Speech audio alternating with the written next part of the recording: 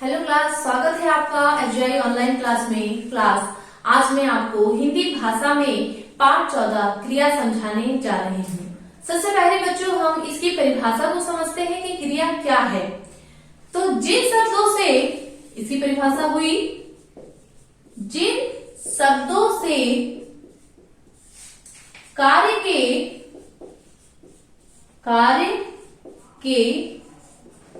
होने या करने का बोध होता है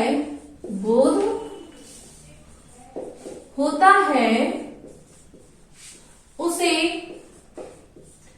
क्रिया कहते हैं।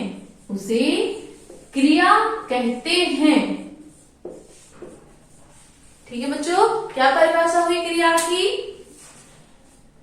जिन शब्दों से कार्य के होने या करने का बोध होता है उन्हें या उन शब्दों को हम क्या कहते हैं? क्रिया कहते हैं। इसके बाद बच्चों क्रिया संबंधी महत्वपूर्ण जानकारी है जो उससे समझिए कि क्रिया के अभाव में वाक्य अपूर्ण होता है। क्रिया के अभाव में वाक्य अपूर्ण होता है। क्रिया दो प्रकार से होती है। कौन कौन सी? कुछ क्रियाएं की जाती हैं, जैसे मैं घर जा रहा हूँ, ये क्रिया की जा रही है।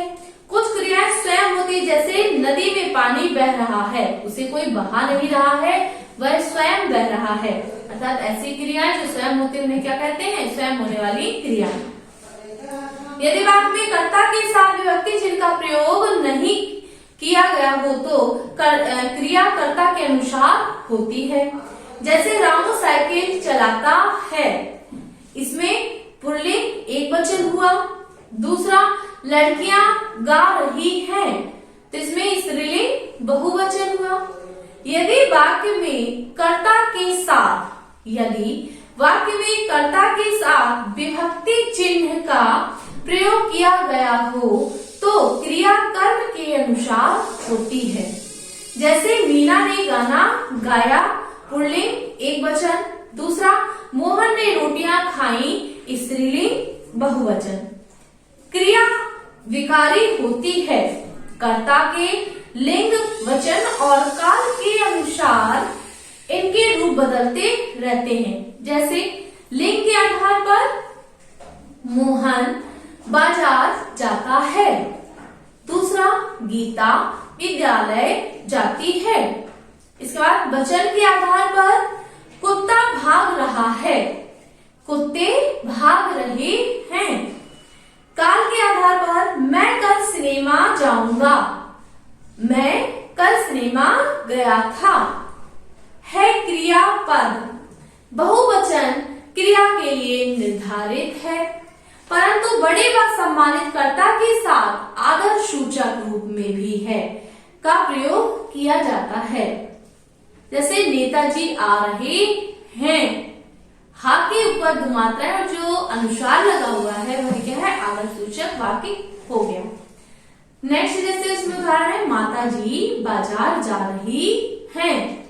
नेक्स्ट, धातु क्रिया का मूल रूप धातु कहलाता है।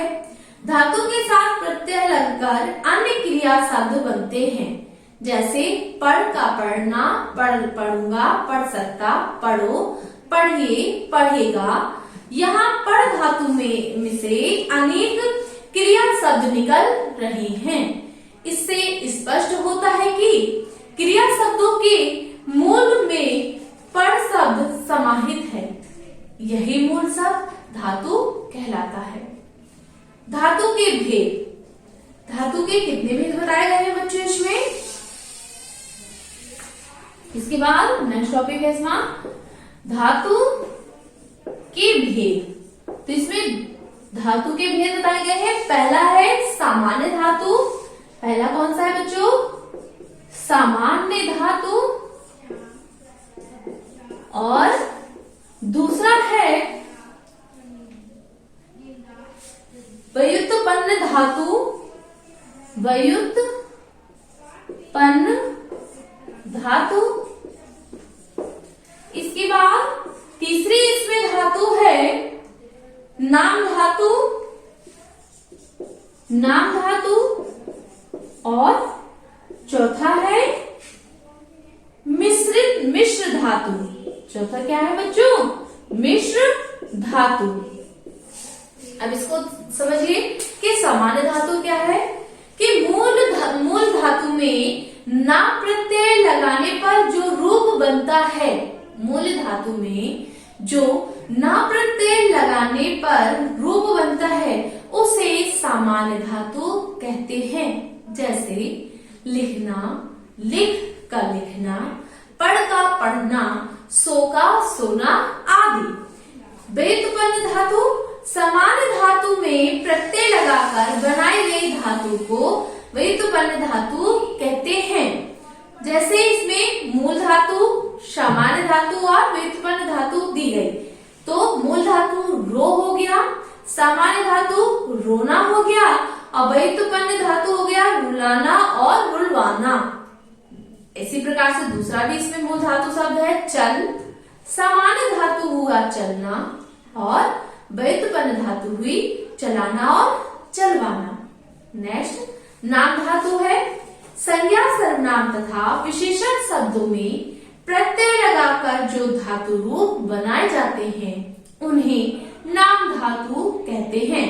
जैसे संज्ञा शब्दों से सज्जा सजाना, हाथ का हथियाना, बात का बतियाना, लात का लतियाना।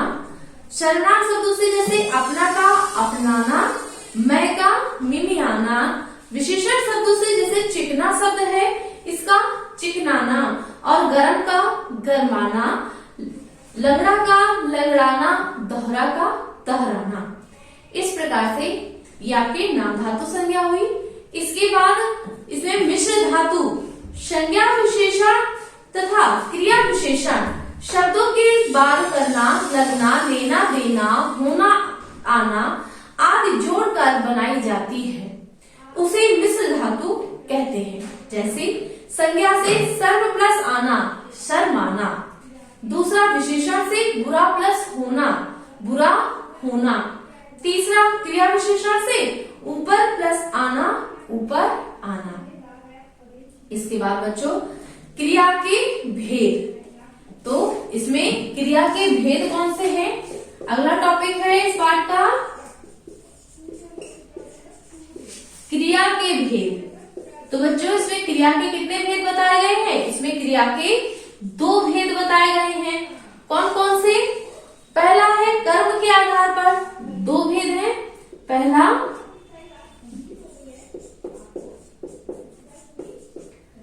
है कर्म के आधार पर, ठीक है। और दूसरा इसमें है रचना के आधार पर। दूसरा क्या है? रचना के आधार पर। पहला हो गया कर्म के आधार पर और दूसरा रचना के आधार पर। तो सबसे पहले बच्चों हम पढ़ेंगे कर्म के आधार पर। तो कर्म के आधार पर अकर्मक क्रिया और सकर्मक क्रिया। अब इसमें क्या हो गई? कर्म के आधार पर एक अकर्मक क्रिया और सकर्मक क्रिया। अकर्मक क्रिया क्या है? वे वाक्य जिनमें क्रिया के साथ कर्म का उल्लेख नहीं किया जाता है उन्हें अकर्मक क्रिया कहते हैं। और इसकी उदाहरण जैसे मोहन हंस रहा है, बच्चा रो रहा है। इसके बाद है सकर्मक क्रिया। इसमें क्या है? सकर्म शब्द, सकर्म का शाब्दिक अर्थ है कर्म के साथ जिस वाक्य में क्रिया के फल से एक ही कर्म प्रभावित होता है। जैसे भारत ने इंग्लैंड को हराया था, बीना ने बंदरों को देखा। अब है सकर्मक क्रिया के भेद। सकर्मक क्रिया पहले कर्म के आधार पर हुआ, कर्मक और सकर्मक। अब सकर्मक क्रिया के 2 भेद हैं। कौन कौन से? एक कर्मक क्रिया और द्विकर्मक क्रिया। एक कर्मक क्रिया जिस क्रिया के साथ केवल एक कर्म का उल्लेख किया जाता है उसे एक कर्मक क्रिया कहते हैं। जैसे बलदेव सेब खाता है। दूसरा द्विकर्मक क्रिया जिस क्रिया का प्रभाव 2 कर्मों पर पड़ता है उसे द्विकर्मक क्रिया कहते हैं। जैसे माता ने पुत्र को कटु वचन कहे। इसके बाद है बच्चों अकर्मक क्रिया से सकर्मक क्रिया बनाना। तो अकर्मक क्रिया से सकर्मक क्रिया कैसे बनाई जाएगी? जैसे अकर्मक में घोड़ा भागा, सकर्मक होगा सवार ने घोड़े को भगाया। अब इसके बाद है रचना के आधार पर क्रिया के भेद। रचना के आधार पर क्रिया के कितने भेद होते हैं? 6 भेद होते हैं। कौन कौन से? पहला सामान्य क्रिया, दूसरा प्रेरणार्थक क्रिया, तीसरा संयुक्त क्रिया, चौथा नाम धातु क्रिया, पांचवा पूर्वकालिक क्रिया और छठवां कृदंत क्रिया। सबसे पहले है सामान्य क्रिया। जिस वाक्य में एक ही क्रिया का पद प्रयोग किया जाए उसे सामान्य क्रिया कहते हैं। जैसे मैं गया। दूसरा प्रेरणार्थक क्रिया। जिन क्रियापदों से यह बोध होता हो कि कर्ता ने क्रिया स्वयं न करके किसी अन्य की प्रेरणा देकर कराई है उसे प्रेरणार्थक क्रिया कहते हैं। जैसे राम ने मोहन से पत्र लिखवाया। बच्चों प्रेरणार्थक क्रिया 2 प्रकार की होती है। पहला प्रथम प्रेरणार्थक क्रिया और द्वितीय प्रेरणार्थक क्रिया। तो प्रथम प्रेरणार्थक क्रिया में जिन क्रियाओं को कर्ता स्वयं शामिल होकर कार्य करने की प्रेरणा देता है उसे प्रथम प्रेरणार्थक क्रिया कहते हैं। जैसे जोकर दर्शकों को हंसाता है। दूसरा है द्वितीय प्रेरणार्थक क्रिया। इसमें क्या है बच्चों कि जिन क्रियाओं से में कर्ता स्वयं सम्मिलित न होकर दूसरों को कार्य करने की प्रेरणा देता है उन्हें द्वितीय प्रेरणार्थक क्रिया कहते हैं। जैसे सीता नौकरानी से झाड़ू लगवाती है। तीसरा है संयुक्त क्रिया। संयुक्त क्रिया में क्या है बच्चों?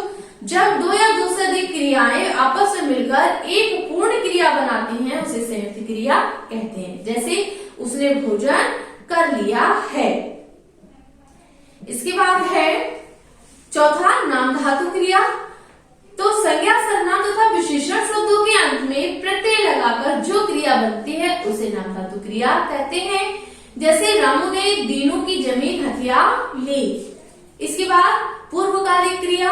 इसमें क्या है? वह क्रिया जिसका पूरा होना दूसरी क्रिया से पूर्व पाया जाता है उसे पूर्वकालिक क्रिया कहते हैं। जैसे उसने उठकर मुंह धोया।